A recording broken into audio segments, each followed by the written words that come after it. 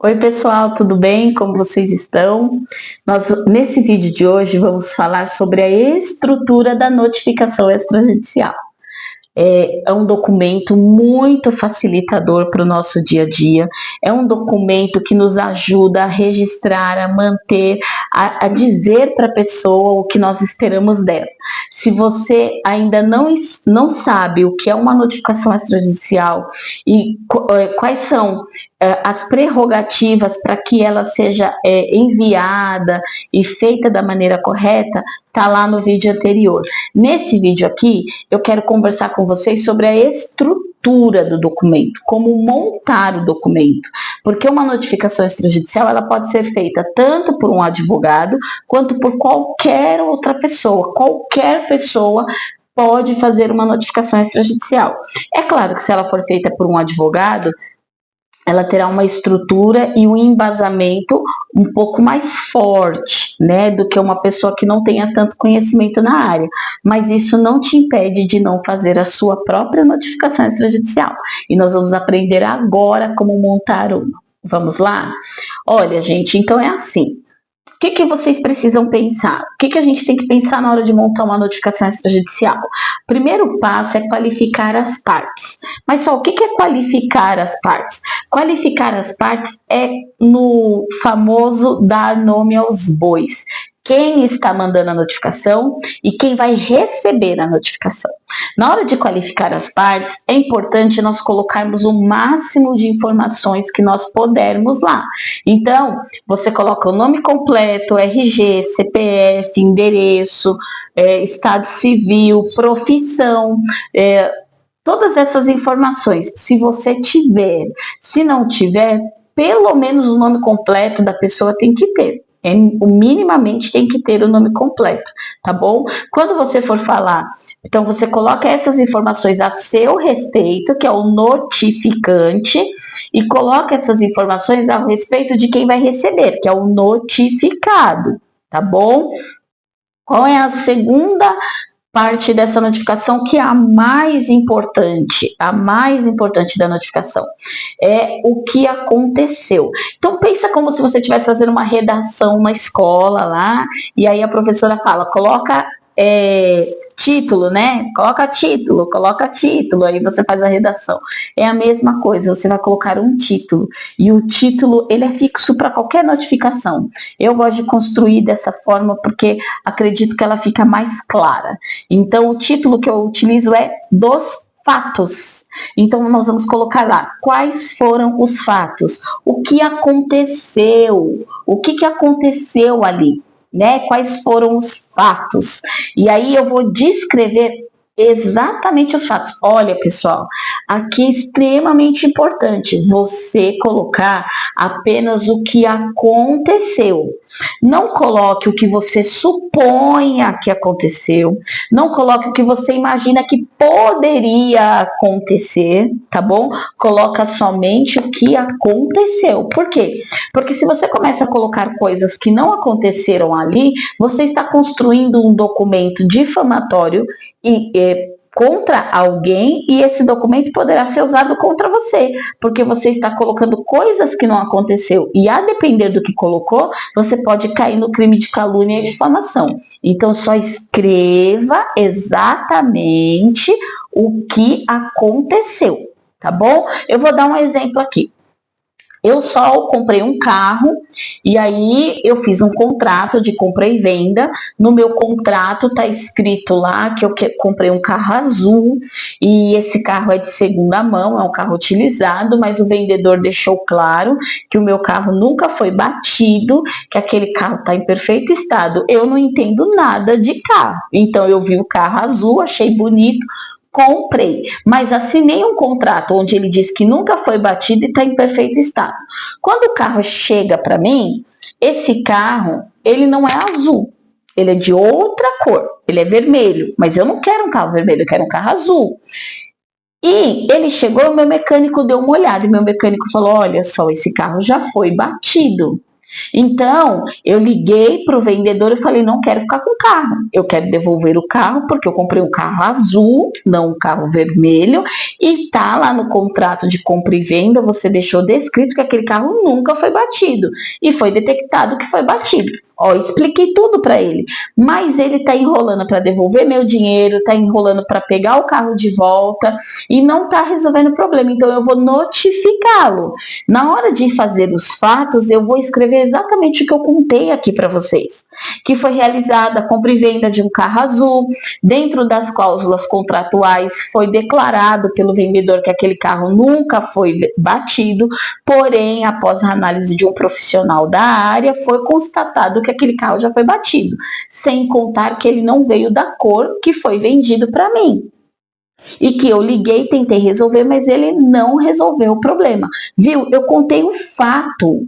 Eu não aumentei nenhum ponto e nem tirei um ponto. Eu contei o fato. Então, é assim que nós fazemos essa segunda parte. Primeira parte, qualificação. Segunda parte, dos fatos. Tá bom? Se atenha aos fatos.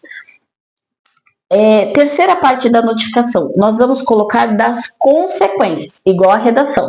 Você vai lá e coloca o título, das consequências. Consequências do que, Sol? Olha que coisa interessante. Olha porque qualquer pessoa pode fazer uma notificação extrajudicial. Não é para você colocar as consequências jurídicas para aquela pessoa. Por quê? Porque as consequências jurídicas cabe a um advogado entender quais são as consequências jurídicas para pedir algo. Você está apenas pedindo que ele corrija algo. Então, você irá colocar as consequências do fato. O que aconteceu ou o que acontecerá se ele não corrigir? Entende? Então, eu tinha um contrato. Qual foi a consequência do fato que eu acabei de narrar? Quebra de contrato da parte do vendedor. Então, ele quebrou o meu contrato, eu quero o meu produto de volta. Eu não estou pensando em código do consumidor, não estou pensando em nada, tá? Eu apenas estou pensando em registrar o que aconteceu por meio de uma notificação extrajudicial. Entende que você não tem que pensar em legislação, você apenas coloca o fato e qual foi a consequência do fato. A consequência é que ele quebrou um contrato. A consequência é que ele está em posse do dinheiro que eu paguei para ele e eu não tenho o produto que eu comprei.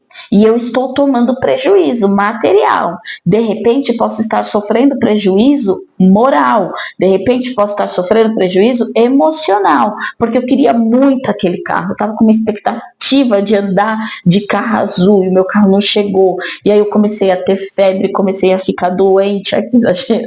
Mas acontece, porque eu queria um carro azul. Então, eu estou colocando as consequências do fato ali, entendeu? Após as consequências, nós vamos colocar a parte mais importante depois dos fatos, que é o notifica-se.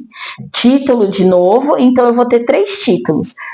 Qualificação das partes, primeiro título do fato, segundo título das consequências, terceiro título, notifica-se. O que o notifica-se é? É o ultimato. O que eu espero que aquela pessoa faça.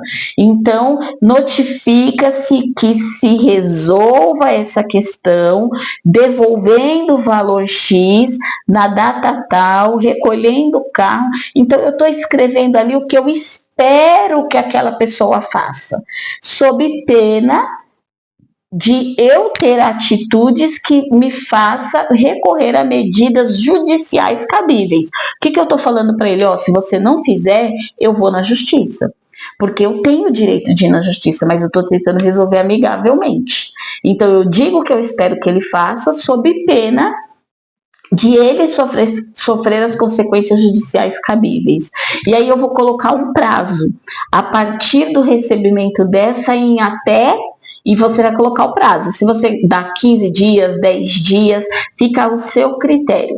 Eu, particularmente, não gosto de dar muito prazo para notificação extrajudicial, porque penso que para eu chegar numa notificação extrajudicial, primeiro eu tentei amigavelmente, conversando por telefone ou mandando mensagem por WhatsApp ou pessoalmente. E então a minha última tentativa amigável é a notificação. Aquela pessoa não está sendo pega de surpresa.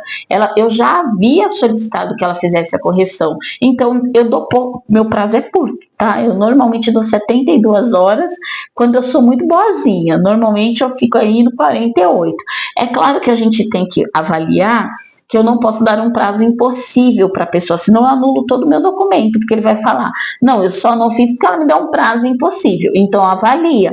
Às vezes aquela pessoa depende de um terceiro para executar aquele prazo, às vezes aquela pessoa tem um impedimento, então você tem que pensar na hora de fazer o prazo. E é a partir da data do recebimento, não é a partir da data que você escreveu. Por quê? Lembra lá no outro vídeo que eu falei que o ideal é mandar a notificação por AR ou por cartório?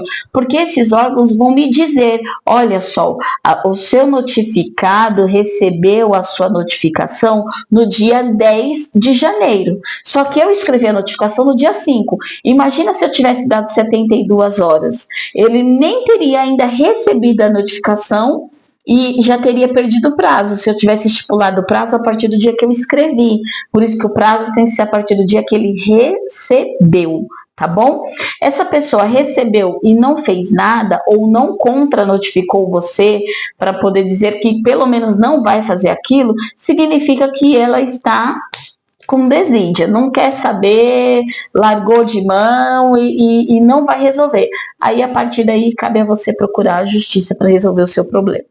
Então, eu espero que tenha explicado aqui de uma forma muito simples como funciona uma notificação extrajudicial.